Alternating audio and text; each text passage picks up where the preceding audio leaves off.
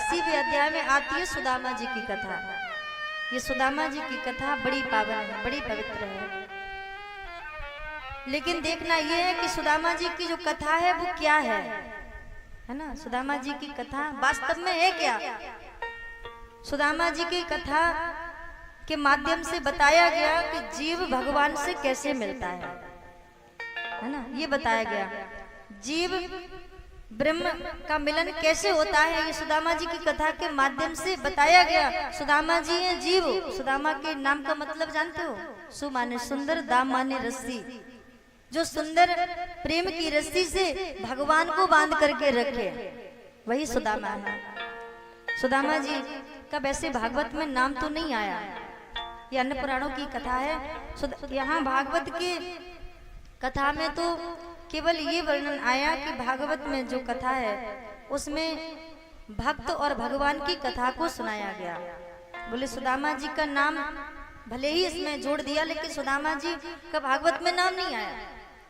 भक्त और भगवान की कथा को, भगवान के भक्त की कथा को सुखदेव जी महाराज ने सुनाया और केवल इतना परिचय दिया कि कृष्णस्यासीत सखा कश्चित् ब्राह्मणो ब्रह्मवेत्तम विरक्त इंद्रियार्थेषु प्रशांतात्मा जितेन्द्रिय। केवल इतना ही लिखा, कृष्णस्यासीत सखा कश्चित् ब्राह्मणो ब्रह्मवेत्तम। भगवान कृष्ण के कोई सखा थे, सुखदेव जी महाराज वर्णन करते हैं।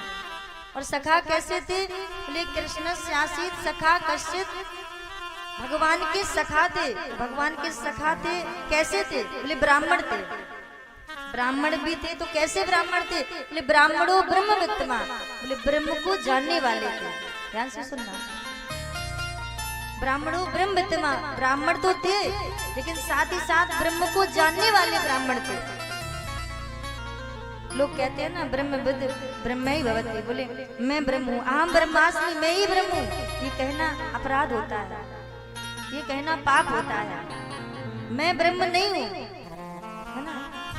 रामचंद्र मानस ने भी लिखा है कि ईश्वर अंश जीव अविनाशी, चेतन अमल सहज सुख राशि, है ना? हम और आप ईश्वर के अंश हैं, अंशी नहीं है। परमात्मा कौन है? परमात्मा अंशी है और हम और आप अंश हैं। तो ईश्वर अंश जीव अविनाशी, हम अंश तो हैं, तो इसके कारण से हम परमात्मा के हैं, हम ब्रह्म के हैं, लेकिन ब्रह्म नहीं है। हम ब्रह्मास्मि कहना पाप होता है, गलत होता है। हम ब्रह्मास्मि नहीं कहना चाहिए। मैं ब्रह्म हूँ ऐसा नहीं सोचना चाहिए, बोले मैं ब्रह्म का हूँ ऐसा सोचना चाहिए, है ना? ब्रह्म हमारे हैं और हम ब्रह्म के हैं। आज सुदामा जी भगवान को ही सर्वस्व मानते हैं, ब्रह्म को जानने वाले हैं, ब्राह्मणो ब्रह्मवेत्तम। और आगे लिखा है विरक्त इंद्रियार्थेषु। बोले सुदामा जी कैसे हैं, इनका जीवन कैसा है? बोले विरक्त। विरक्त का मतलब, बोले आपके सामने सभी साधन उपलब्ध रखे हों, फिर भी आपका मन विषयों की ओर ना भागे, उन साधनों की ओर ना भागे, वही व्यक्ति विरक्त कहलाता है। विरक्त मतलब लेना ना देना, मगन रहना। हमें है काम ईश्वर से और जगत रूठे तो भले रूठे, कोई फर्क नहीं पड़ता है। और सुदामा जी का जीवन ऐसा ही है, विरक्त इंद्रियार्थेषु। आगे लिखा है सुदामा जी ने अपने इंद्रियों को जीत लिया, ये जितेंद्रिय हो गए। और जो अपनी इंद्रियों को जीत लेता है, विरक्त इंद्रियार्थेषु प्रशांत आत्मा जितेंद्रिय। जो व्यक्ति अपनी इंद्रियों को जीत लेता है वो हमेशा प्रसन्न रहता है, वो दुखी नहीं हो सकता है। तो सुदामा जी ने अपनी इंद्रियों को जीत लिया। सुदामा जी के लिए लिखा है प्रशांत आत्मा जितेंद्रिय। इन्होंने अपनी इंद्रियों को जीत करके अपने हृदय में प्रसन्नता को भर लिया। ये हमेशा प्रसन्न रहते हैं ना, प्रशांत आत्मा जितेंद्रिय। अब विचार करो, प्रसन्न व्यक्ति कौन रह सकेगा? लोग कह जाते हैं सुदामा जी दरिद्र थे, है ना, भूखों मरते थे। ऐसा बिल्कुल नहीं है। भागवत में जो भक्त की कथा आई इसमें ऐसा कुछ वर्णन नहीं आया। भागवत में तो भक्त की कथा को बताया गया, उसमें बताया कि सुदामा जी तो हमेशा प्रसन्न रहते थे, लेना ना देना, मगन रहना। हमें है काम ईश्वर से, जगत रूठे तो भले रूठे, फिर सुदामा जी को दरिद्र क्यों कहा गया ना? प्रश्न ये उठता है, सुदामा जी को लोगों ने दरिद्र क्यों कहा? आगे लिखा है कि तस् भार्या कुचलस्य छुत क्षमा च तथा विधा पतिव्रता पतिम प्राय म्लायता बदने निसा। तस् भार्या कुचलस्य, है ना, छुत क्षमा च तथा विधा। सुदामा जी की जो पत्नी थी ये सदा अपने तन पर मैले कुचले वस्त्रों को धारण किए रहती थी। तो यहीं से कवियों ने अर्थ निकाल लिए, बोले सुदामा जी दरिद्र थे। कोई भी हो, आप पैसे वाले हो, धनवान हो, और आपकी पत्नी मैले कुचले वस्त्रों को पहन करके मोहल्ले में निकल जाए तो लोग क्या कहेंगे? यही तो कहेंगे इसके पास कुछ है नहीं, इसके पास अपने पत्नी को पहनाने के लिए एक साड़ी भी नहीं है। तो कवियों ने सुदामा जी की पत्नी की दशा को दर्शाया, उनकी दशा को देख करके, उनकी स्थिति को देख करके घोषित कर दिया कि सुदामा जी दरिद्र थे। और पत्नी चाहे कुछ भी दिखा सकती है, पत्नी चाहे सिंहासन पर बिठा दे, पत्नी चाहे नीचे गिरा दे, कोई ठिकाना नहीं। लेकिन सुदामा जी की पत्नी महापतिव्रता है। ये कहा जाता है कि सुदामा जी की पत्नी को कई दिनों तक भूखा भी रहना पड़ता है। छुत क्षमा च तथा विदा। लेकिन सुदामा जी की पत्नी कभी फिर भी दुख नहीं मानती, कभी भी अपने पति को शिकायत नहीं करती। कह रही तुम्हारे पास जब खिलाने को कुछ नहीं था तो तुमने हमसे विवाह क्यों किया? आज की पत्नी होती तो विचार करो क्या कहते हैं। जब खिलाने के लिए कुछ नहीं होता तो आज की पत्नी कहती जब तुम्हारे पास कुछ नहीं था खिलाने को तो तुमने हमारे साथ विवाह क्यों किया? तुमने हमारे जीवन को बिगाड़ दिया, तुमने हमारा जीवन बर्बाद कर दिया, तुमने हमारा जीना ही आराम कर दिया। आज की पत्नी होती तो यही कहती, लेकिन सुदामा जी की पत्नी ये कभी नहीं कहते हैं। आज की पत्नी होती तो शायद पति को छोड़कर भी चली जाती कि हमें तुम्हारे साथ नहीं रहना, तुरंत डाइवोर्स दे देती, तुरंत तलाकनामे पे साइन कर देती। और आजकल ऐसा हो भी रहा है, प्रायः देखने को मिल रहा है। क्यों हो रहा है? पहले हम और आप जब विवाह पद्धति धर्म के अनुसार करते थे, पंडित जी रात भर मंत्रों का उच्चारण करते थे, विधि विधान से विवाह करवाते थे, तो वो रिश्ता टिकता था, चलता था, उन रिश्तों में प्रेम भी रहता था। और आजकल बोले टीका की खूब सारी तैयारी हो जाएगी, गेस्ट हाउस बुक हो जाएगा, है ना, बारात आएगी, खूब स्वागत होगा, जयमाला का स्टेज बड़ी सुंदरता से सजाया जाएगा। और अब तो कैमरा ऐसे ऐसे चले कि एल्बम, वीडियोग्राफी, न जाने क्या क्या, उसमें पूरा समय निकल जाता, 4 बज जाते हैं जयमाला होते होते। अब थोड़ा समय जब रहता है ना, चढ़ावा चढ़ता है और अन्य जो रीतियां होती हैं, तो घर वाले क्या कहते, पंडित जी जल्दी जल्दी कर लो, है ना, शॉर्टकट ले लो। अब पंडित जी शॉर्टकट लेंगे तो फिर रिश्ते का भी तो शॉर्टकट हो जाएगा कि नहीं? वो रिश्ता कितना चलेगा? विचार करने वाली बात है। और आजकल वैसा ही हो रहा है। आजकल रिश्तों की कोई वैल्यू नहीं रह गई, आजकल रिश्तों में कोई मिठास नहीं रह गई, आजकल रिश्तों में कोई प्रेम नजर नहीं आ रहा है। क्यों? क्योंकि संस्कारों की कमी है, धर्म की नीति पर कोई चलना नहीं चाहता है। लेकिन सुदामा की पत्नी है, वो धर्म की नीति के अनुसार चलती है। सुदामा जी तो भगवान के भजन में मस्त रहते, आनंदित रहते हैं। विप्र सुदामा बसत हैं सदा आपने धाम, भिक्षा कर भोजन करें सदा जपे हरि नाम, ताकि घरनी पतिव्रता सुगहे वेद की रीति, सुविद सुशील सुलज अति, और पति सेवा सो प्रीत। सुदामा जी की पत्नी कैसी? अपने पति के चरणों में प्रेम करती। सुदामा जी बोले हमेशा प्रसन्न रहते, प्रशांत आत्मा जितेंद्रिय। विचार करो, हम सभी जानते हैं, समझते भी हैं, शरीर का भोजन क्या होता है? बोले दाल और रोटी।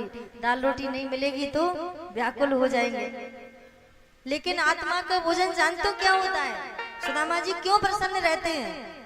बोले आत्मा का भोजन होता है परमात्मा का भजन।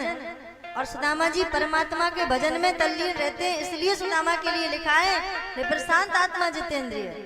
सुदामा जी दरिद्र नहीं है, सुदामा जी भूखों नहीं मरते, और अगर दरिद्र होते तो दरिद्र के समान कोई दुख नहीं होता है। गोस्वामी तुलसीदास जी कहते हैं, नहीं दरिद्र समय दुख जग माही, नहीं दरिद्र समय दुख जग माही, नहीं दरिद्र समय दुख जग माही, नहीं दरिद्र समय दुख जग माही, नहीं दरिद्र समय दुख जग माही, नहीं दरिद्र समय दुख जग माही, संत मिलन समय दुख जग माही, संत मिलन समय दुख जग माही,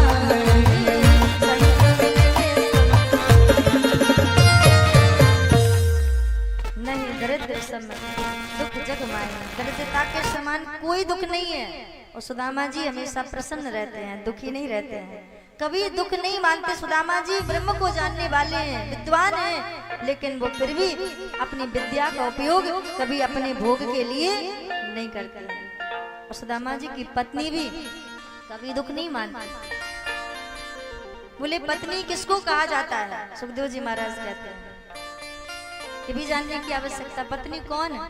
बोले पत्नात त्रायते या सा पत्नी जो अपने पति को पतन से बचाए, अपने पति को कुमार्ग के रास्ते से बचाए, कुमार्ग पर जाने से रोके पल पल, उसे ही पतिव्रता पत्नी कहा जाता है।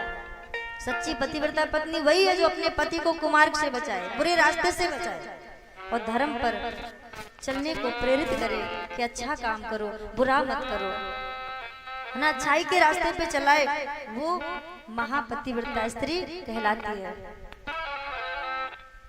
कहते हैं धर्म पत्नी तो वही होती है जो धर्म के नीति के अनुसार चलने को प्रेरित करे, उसे ही धर्म पत्नी कहा गया हमारे शास्त्रों में। लेकिन आजकल तो लोग अपनी पत्नी को पत्नी कहना भी भूल गए।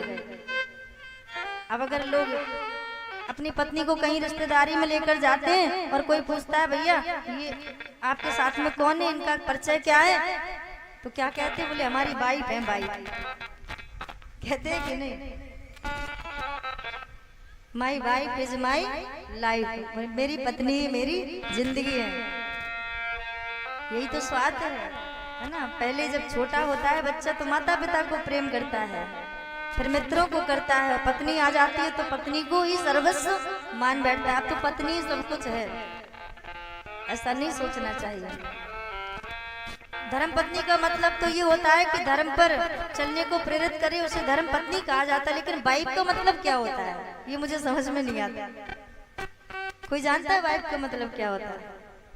कोई जानता हो तो हाथ उठा के बताओ, क्या होता है बताओ।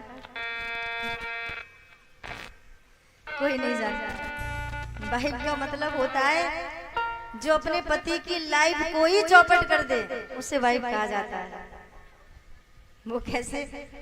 बोले पति तो बेचारा मजदूरी कर रहा है, दिन भर खंती डाल रहा है, मेहनत कर रहा है, परिश्रम कर रहा है, और जब धन कमा करके पत्नी के पास आता है और कहता है देवी जी इतना धन मिला, लो इसे रख लो, तुम्हारे खर्च के काम आएगा, और देवी जी रूठ करके बैठ गई कमरे में। बोले इतने से कुछ नहीं होने वाला है ना, इतने पैसों में क्या होगा, 1 महीने बाद मायके में हमारे भैया की शादी है, और कुछ भी करो तुम, मुझे 8,000 की साड़ी पहननी है विवाह में। आप विचार करो, उसे क्या पत्नी कह सकते हैं? उसे तो फिर वाइफ ही कहेंगे। जो पति की लाइफ को चौपट कर दे वो वाइफ है। लेकिन सुदामा जी की पत्नी ऐसी नहीं है। सुदामा जी की पत्नी तो महापतिव्रता है। कहते हैं पत्नी चाहे पति को कुछ भी बना दे, पत्नी चाहे तो विषयों में आसक्त कर दे पति को, और भगवान का 1 मिनट भी नाम ना लेने दे। अगर पत्नी चाहे, एक बार भी भगवान के चरणों में प्रणाम न करने दे, अगर पत्नी चाहे, और पत्नी चाहे तो भगवान से मिला दे। पत्नी हो तो सुदामा जी की पत्नी जैसी होनी चाहिए। कहते हैं पत्नी सदा पति के साथ में जैसी परिस्थिति हो उसके अनुकूल पत्नी को चलना चाहिए। वैसे शास्त्रों में तो यहाँ तक कहा गया कि पत्नी को पति से लंबा नहीं होना चाहिए। अब हमारी माताएं कुछ ऐसी भी हो सकती हैं जो पति से लंबी हो, अगर लंबी होंगी तो वो अपने पैर थोड़ी कटवा देंगी, है ना, बराबर होने के लिए। पत्नी को कैसा होना चाहिए? बोले पति के कंधे के बराबर होना चाहिए। अब कंधे के बराबर होने के लिए माताएं पैर थोड़ी कटवा देंगी। सुखदेव जी महाराज कहते हैं इसका मतलब ये है कि पति की जैसी स्थिति हो, पति की जैसी परिस्थिति हो, दुख हो चाहे सुख हो, पत्नी को चाहिए कि वो अपने पति के कंधे से कंधा मिला करके चले। वही सच्ची पतिव्रता स्त्री कहलाती है। और कहा भी एक संत ने कि परामर्श में हो मंत्री सी, सेवा में निज दासी हो। पत्नी को कैसा होना चाहिए? परामर्श में हो मंत्री सी, सेवा में निज दासी हो, भोजन में माता के सम हो, शयन समय रंबासी हो, धर्म कर्म में सदा संगनी, रोष सहिष्णु धरासी हो, और इन्हीं 6 आदर्श गुणों से नारी पुण्य की राशि हो। पत्नी को पुण्य की राशि होना चाहिए। पुण्य कर्म करने के लिए पति को पत्नी को प्रेरित करना चाहिए, प्रेरणा देना चाहिए, अच्छे काम करो, बुरा मत करो।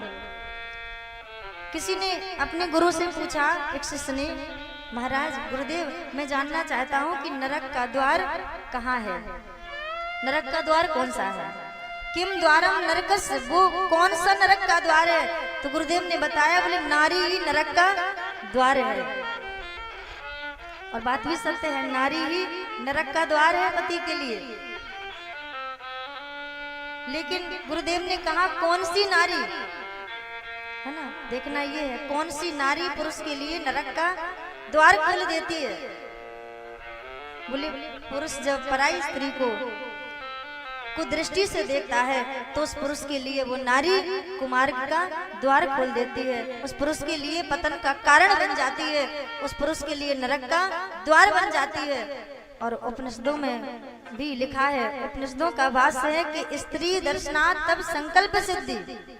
अगर किसी पुरुष को कोई स्त्री देवी के स्वरूप में दिख जाती है, जगदम्बा शक्ति के स्वरूप में दिख जाती है, तो उस पुरुष के सारे संकल्प सिद्ध हो जाते हैं, सारे मनोरथ पूर्ण हो जाते हैं, जो पराई स्त्री को देवी के स्वरूप में देखता है ना। जननी सम जाने पर नारी, धन पराव विस्ते विष भारी। पराई स्त्री को कभी भी कुदृष्टि से नहीं देखना चाहिए। अगर कोई ऐसा करता है तो वो अपने लिए नरक का द्वार खोल लेता है। सुदामा जी की पत्नी बड़ी पतिव्रता है, सुंदर है, सब कुछ। आज सुदामा जी के साथ प्रत्येक परिस्थिति में सुख से रहती हैं, कभी दुख नहीं मानती। लेकिन जब बच्चों को कभी कभी भूखा देखती है सुदामा जी की पत्नी, तो बच्चों का दुख सुदामा जी की पत्नी से देखा नहीं जाता है। सुदामा जी की पत्नी अपना दुख तो सहन कर लेती है, खुद को भूखा रहना पड़ता है तो पति से कभी शिकायत नहीं करती। लेकिन जब बच्चों की बात आती है, छोटे छोटे बच्चे कहते हैं माँ मुझे बहुत जोर से भूख लगी है, मुझे बहुत जोर से भूख लगी है, मैंने 3 दिन से कुछ खाया नहीं, माँ मुझे कुछ ला करके दे दो, मुझे कुछ भोजन करा दो, जो कुछ घर में हो मुझे दे दो। तो सुशीला जब अपने पुत्रों का दुख देखती है तो सुशीला से सहन नहीं होता।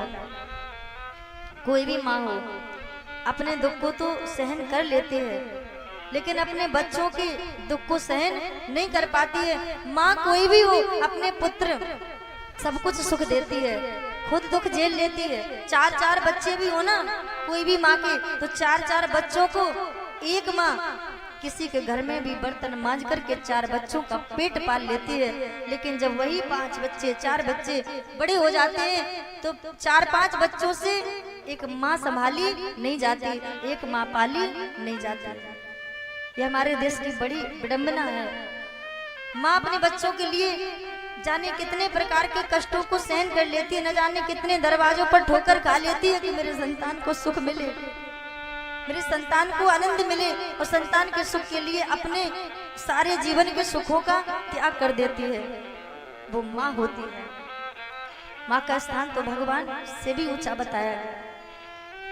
सुशीला जब बच्चों को बार बार भूखा देखती, तड़पता देखती, बिलखता देखती तो सहन नहीं होता। सुदामा जी की पत्नी बड़ी जोर जोर से रोने लगती है। रो करके पति के पास आती है, कहती है स्वामी अब बच्चों का दुख हमसे देखा नहीं जाता है। क्या करें, बच्चे रोज भोजन मांगते हैं, लेकिन हमारे घर में कुछ होता नहीं है तो हम अपने बच्चों को पानी पिला करके सुला देते हैं, कभी लोरी गा करके सुला देते हैं। लेकिन स्वामी ये हम कब तक कर सकते हैं? रोज रोज हमसे नहीं होता। बच्चों की भूख को देख करके मेरा कलेजा फटता है, मेरा हृदय फटता है। मैं करूँ तो क्या करूँ? अब बच्चों का दुख सहन नहीं होता। सुदामा जी कहते हैं, देवी क्या ये बच्चे अकेले तुम्हारे ही हैं? क्या ये बच्चे मेरे नहीं हैं? तुम्हें क्या लगता है कि तुम्हें ही दर्द होता है, तुम्हें ही कष्ट होता है? क्या मुझे कष्ट नहीं होता है? मेरे भी बच्चे हैं, मेरे भी संतान हैं, लेकिन मैं करूं क्या? भगवान को शायद यही मंजूर है। हमारे पास कुछ नहीं है तो हम कहां से कुछ ला सकते हैं? माँ अपने बच्चों के लिए सब कुछ करती है।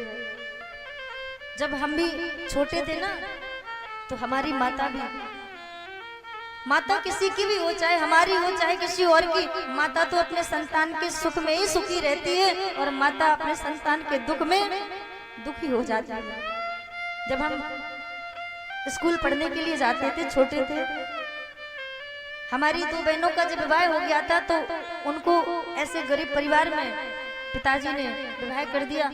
और जब मेरी माँ मुझे देखती थी तो मुझे देख करके रोती थी, कहती थी, बेटा अगर कुछ पढ़ लोगे, संस्कार प्राप्त कर लोगे तो आगे तुम्हारा जीवन अच्छा हो जाएगा, कुछ पढ़ लो। हमारी माँ के पास हमारे स्कूल की फीस भरने के लिए पैसे भी नहीं होते थे, लेकिन हमारी माँ मट्ठा होता है ना, जो मट्ठा को फाड़ करके सुखा करके उसको बेचती थी। उसको बेचने के बाद जो पैसे आते थे उससे हमारी फीस को जमा करती थी। तो जब हम वो माँ का दुख देखते थे तो हमें लगता था शायद भगवान दिन किसी को ना दिखाए, लेकिन माँ ने हिम्मत नहीं हारी। पिताजी तो कभी कभी कह देते थे, अरे पढ़ लिख करके क्या होगा, क्या करना है?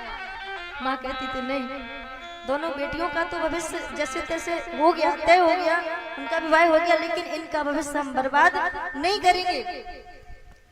कंडा पाती थी, गोबर के उपले बनाती थी, उनको बेच करके हमारी माँ फीस जमा। उस समर्पण को मैंने समझा, है ना। माँ कहती थी, कुछ भी करना बेटा, लेकिन गलत काम नहीं करना, भगवान के चरणों में विश्वास रखना, भगवान एक न एक दिन तुम्हें अपनी गोदी में अवश्य बिठाएंगे।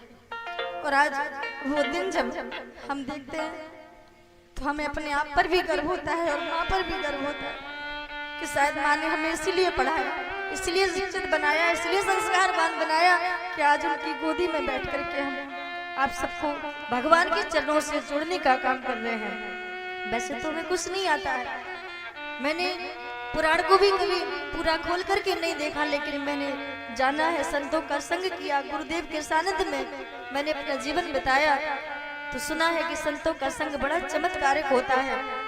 आज संतों का आशीर्वाद है जो मैं भगवान की गोदी में बैठी हूँ, और आप सबका आशीर्वाद, आप सबका प्रेम मुझे प्राप्त हो रहा है।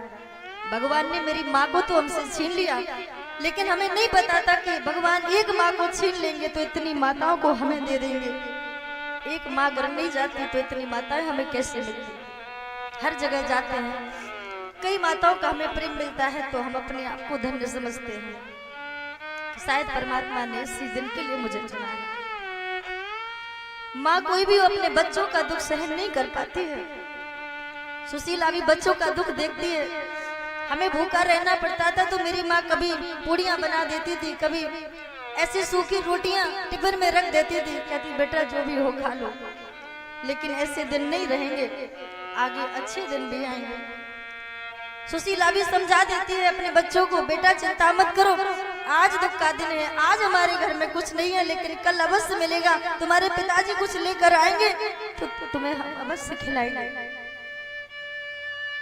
आज सुदामा जी कहते हैं, सुशीला केवल तुम्हें ही बच्चों का दुख नहीं है, मुझे भी दुख है, लेकिन मैं करूं क्या? और जब सुशीला भूखी रहती है, बच्चे भूखे रहते हैं, लेकिन सुदामा फिर भी कभी दुख नहीं मानते। जिस समय सुदामा को दुख होता है, भूख सताती है, तो सुदामा जी क्या करते हैं? अपने पत्नी को बिठा लेते, अपने बच्चों को बिठा लेते हैं, उनका भजन करते हैं, भगवान की कथा सुनाते हैं पत्नी को, जिससे भूख शांत हो जाए। भगवान का नाम लेते हैं, भगवान को पुकारते हैं और भगवान से कहते हैं जगदीश हरे जगदीश हरे जगदीश हरे जगदीश हरे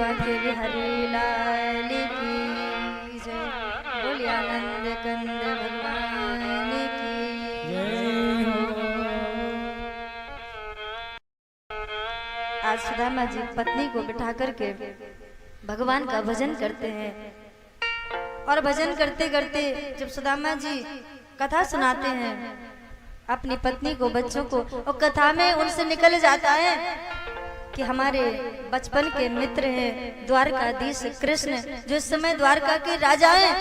तो सुशीला कहती हाथ जोड़ करके स्वामी आपने कहा कि बचपन के मित्र हैं, आपके सखा हैं द्वारकाधीश श्री कृष्ण, तो आप मेरा कहना मानो, तुम द्वारका क्यों नहीं चले जाते? तो सुदामा जी कहते हैं अपनी पत्नी से, देवी हम द्वारका नहीं जा सकते। कोई बचपन का मित्र हो, अगर संसार में भी देख लो, कोई बचपन का मित्र किसी का हो और बचपन का मित्र अगर आपका प्रधानमंत्री बन जाए और एक व्यक्ति गरीब हो जाए, एक मित्र गरीब हो जाए जिसके पास कुछ भी ना हो, है ना, भूखों मरता हो, और अगर वो व्यक्ति प्रधानमंत्री से अपने मित्र से मिलने के लिए भी जाएगा, तो सुदामा जी कहते हैं देवी संसार वाले उसको फिर भी आरोप लगाएंगे, प्रत्यारोप करेंगे, फिर भी लोग ये कहेंगे कि इसके पास कुछ है नहीं, इसका मित्र प्रधानमंत्री बन गया इसलिए मिलने के लिए गया, कुछ पाना चाहता होगा। कि अगर मित्र की कृपा हो गई तो हम भी माला माल हो जाएंगे, हम भी बड़े आदमी बन जाएंगे। देवी मैं चला तो जाऊं, लेकिन मेरे पास मित्र को देने के लिए कुछ है नहीं, मैं जाऊं तो कैसे जाऊं? खाली हाथ जाने में मेरी कोई शोभा नहीं है। मेरा मित्र तो इतना चाहे कि वो अपने मित्र को सुखी करने के लिए, अपने ग्वाल बाल मित्रों को सुखी करने के लिए बचपन में माखन की चोरी भी करता था, और मैं मित्र के पास पहुंच जाऊंगा तो मेरा मित्र हमें भी अवश्य कुछ ना कुछ देगा, लेकिन हमारे पास तो उसे देने के लिए कुछ नहीं है। मैं करूं तो क्या करूं? सुशीला कहती है आपको जाना चाहिए। भगवान कहते हैं शारीरिक मिलन की अपेक्षा देवी मानसिक मिलन बड़ा सुखदायी होता है। मैं यहीं पर बैठ करके अपने कन्हैया का दर्शन कर लेता हूँ, मैं यहीं से उनका चिंतन कर लेता हूँ। तो सुशीला कहती है स्वामी कभी कभी साक्षात्कार भी तो करना चाहिए, कभी कभी सामने से भी जाकर के मित्र से मिलना चाहिए। आप भी चले जाओ, और रही बात खाली हाथ जाने की, तुम्हें कुछ ना कुछ प्रबंध अवश्य कर दूंगी, आप चिंता मत करो। कहते हैं पत्नी की परीक्षा विपत्ति काल में ही होती है।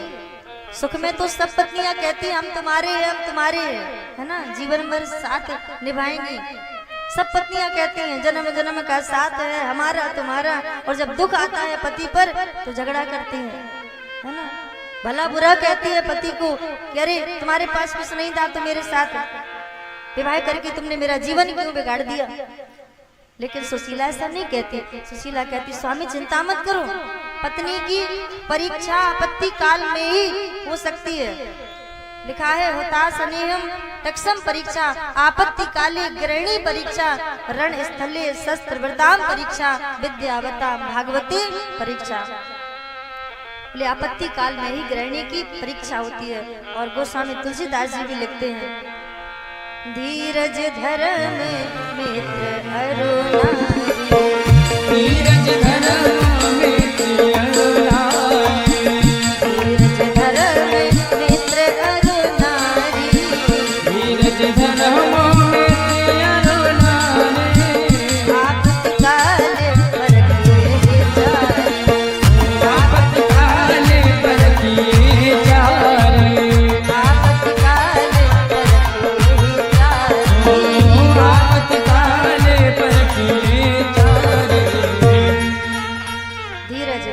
मित्र अरुणारी आपत्काल परख ये जारी। सुशीला कहती चिंता मत करो, हम कुछ ना कुछ प्रबंध अवश्य कर देंगे। तो सुदामा जी का जाने का मन नहीं था। सुदामा जी कहते हैं देवी अब सुशीला को क्या कहें, है ना, सुशीला बार बार कह रही है चले जाओ स्वामी चले जाओ। तो सुदामा जी के मुख से निकल जाता है देवी जब तक कन्हैया हमसे मिलने के लिए नहीं आएगा तब तक हम भी उनसे मिलने के लिए नहीं जाएंगे। और ये शब्द भगवान के कानों में पड़ा तो भगवान व्याकुल हो गए। भगवान ने सोचा, भगवान सोचने लगे आज पहली बार मेरे मित्र ने मुझे याद किया है ना। मेरे मित्र ने कहा कि जब तक कन्हैया नहीं आएगा तब तक मैं कन्हैया से मिलने नहीं जाऊंगा, अब तो मुझे जाना पड़ेगा। भगवान ने सोचा और भगवान ऐसी स्थिति बना करके आए सुदामा जी के दरवाजे पर। कैसी स्थिति, बोले सुदामा जी की अगर धोती में गरीबी की 400 गांठें लगी है ना, तो भगवान ऐसा वेश बना करके आए कि भगवान के धोती में 800 गांठें लगी थी। आकर के दरवाजा खटखटाया, कुंडी खटखटाई, कहा दरवाजा खोलो दरवाजा खोलो। लेकिन यहाँ तो अखंड कीर्तन चल रहा है सुदामा जी की। सुदामा जी भगवान का भजन कर रहे हैं, क्योंकि भूखा जब रहना पड़ता सुदामा जी को तो दुख नहीं मानते, दुख को दूर करने के लिए भगवान का भजन करते हैं। नटवर नागर नंदा भजो रे मन गोविंदा, नटवर नागर नंदा भजो रे मन गोविंदा, नटवर नागर नंदा भजो रे मन गोविंदा,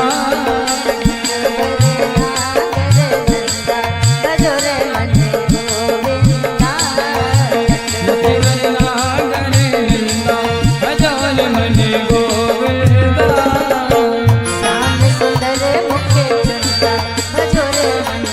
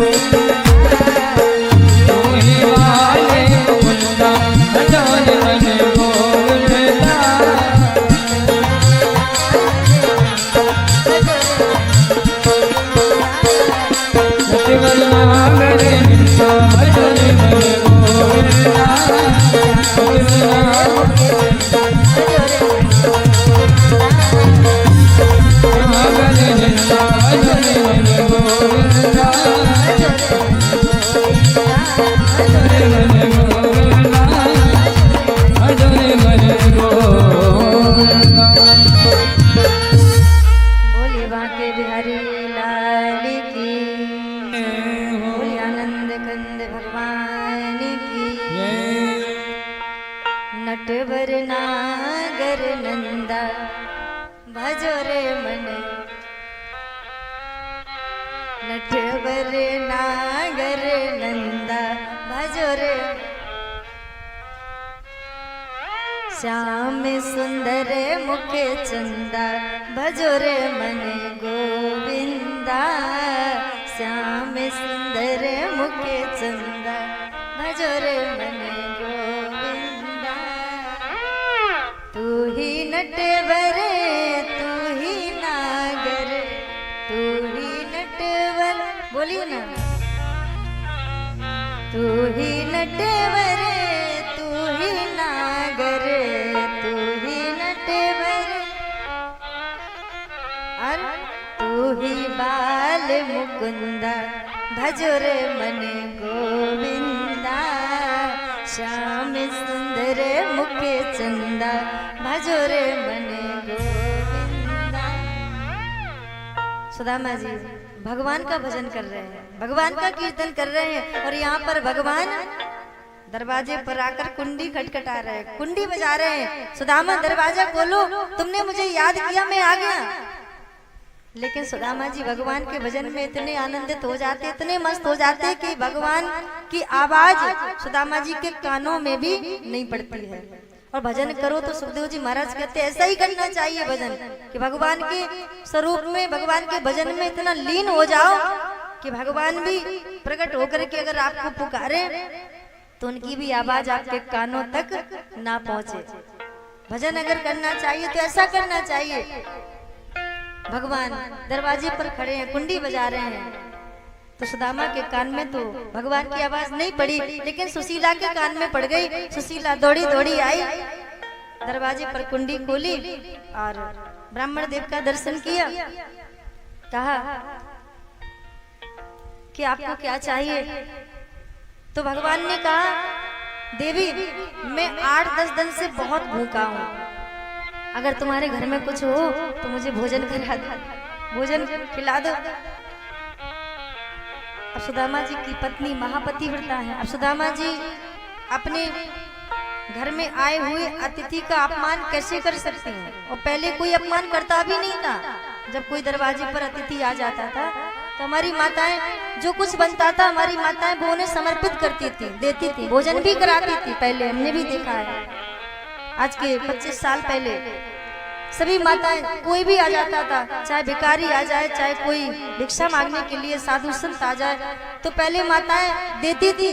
अतिथि देवो भव, ना मातृ देवो भव, पितृ देवो भव, ऐसा भाव रखती थी माताएं। लेकिन आज दरवाजे पर अगर कोई भिखारी भी आ जाता ना तो ऐसे दूध काटती हैं, लेकिन कहाँ से आ जाते हैं। हमारे घर में खुद को खाने के लिए नहीं है, चले आते हैं भोजन करा दो, है ना।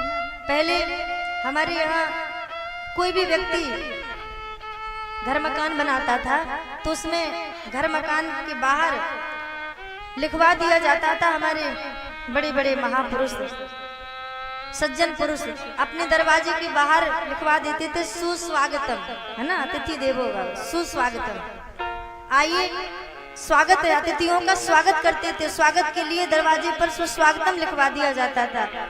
और आज मकान बनवाते हैं, भवन बनवाते हैं तो कहीं अपना नाम लिखवा देते हैं, और जब किसी का नाम नहीं मिलता, है ना, दादा दादी का कोई लिखवा देते हैं, कोई अपना लिखवा देते, पति पत्नी का, पिता पुत्र का।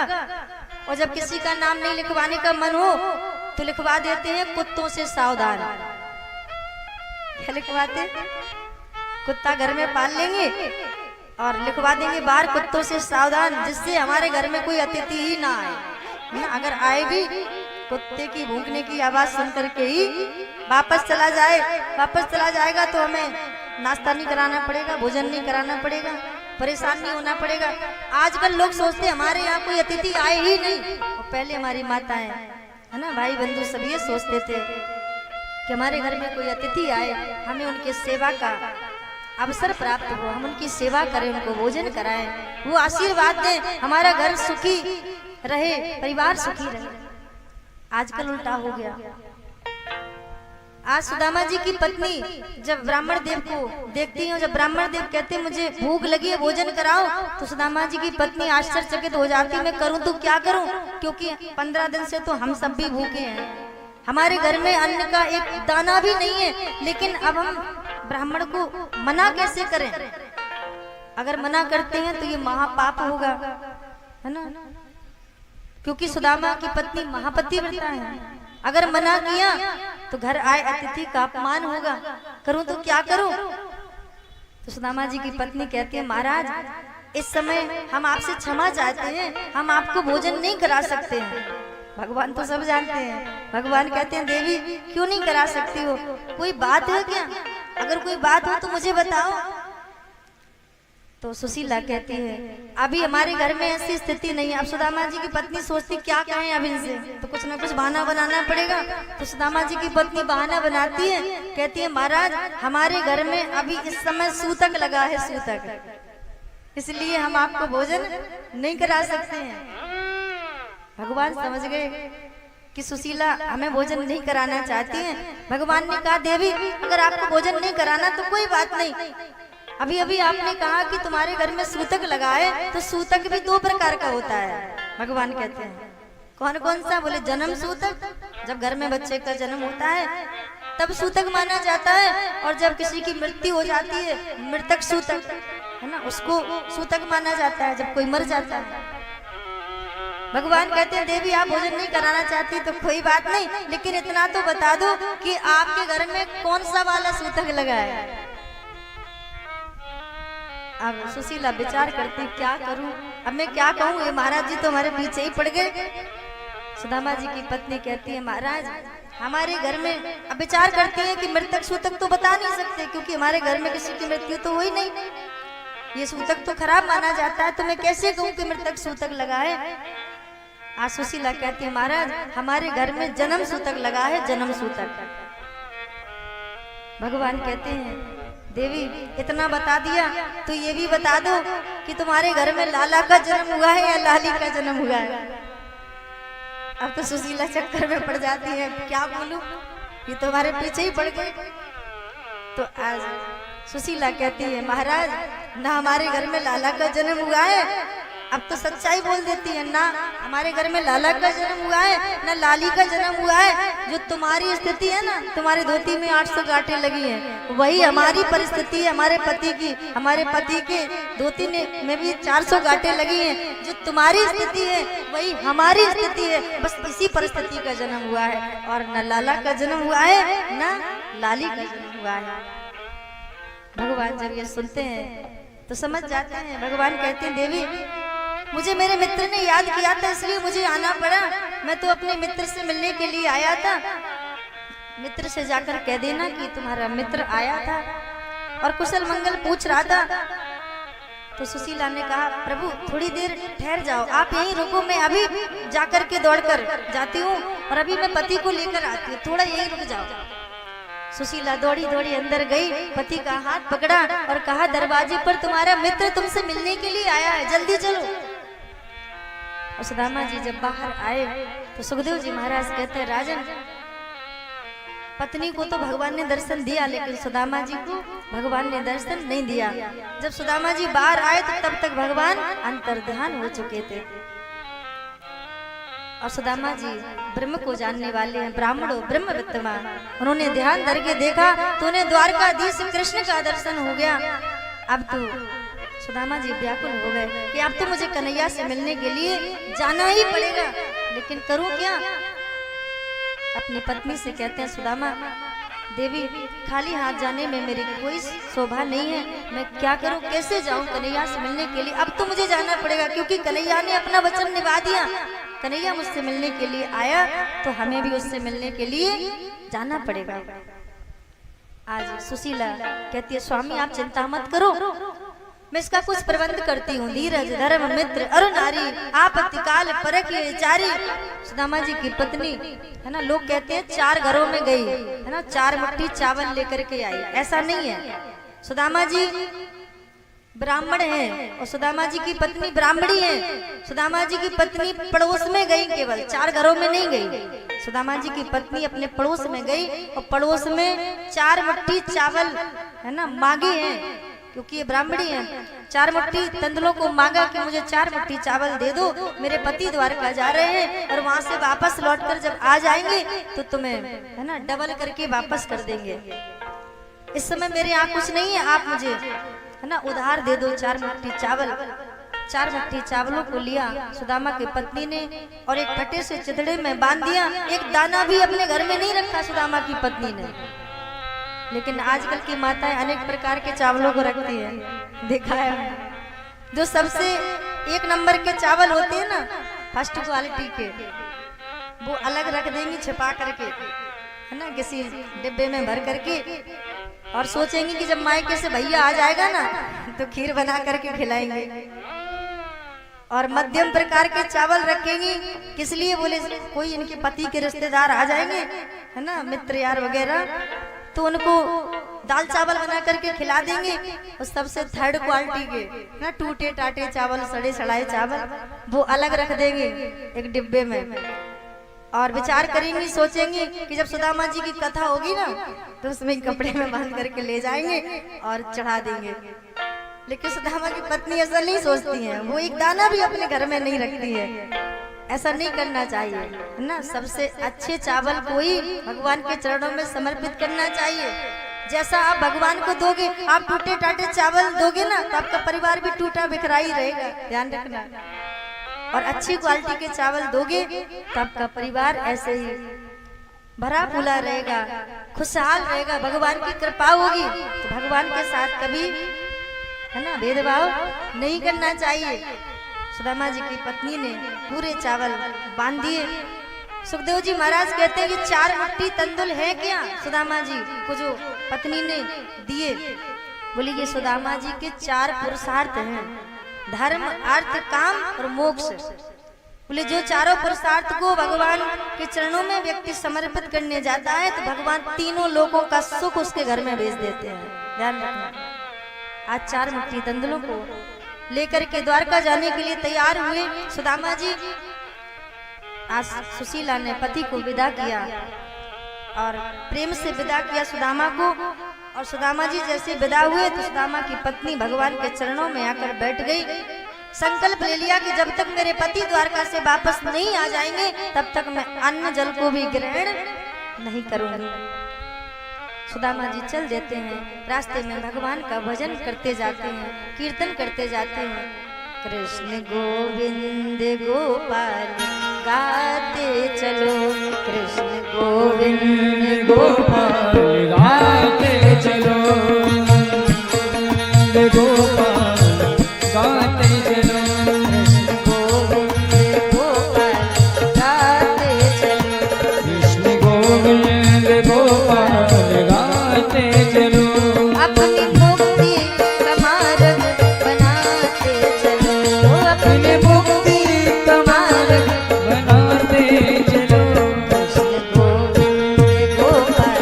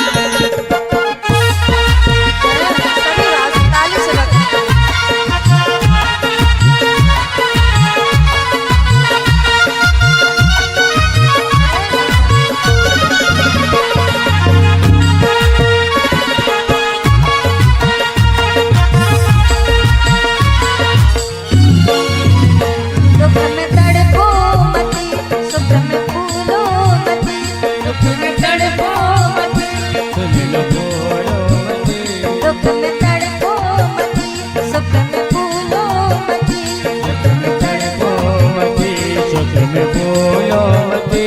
प्राण जाए मगर नाम भूलो मती, प्राण जाए मगर नाम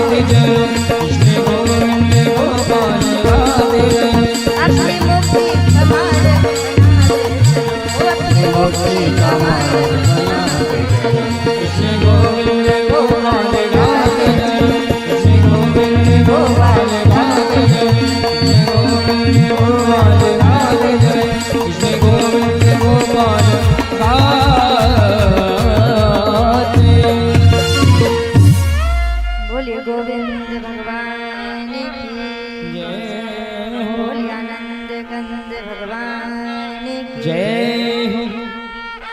कृष्ण गोविंद गोपाल गाते चलो।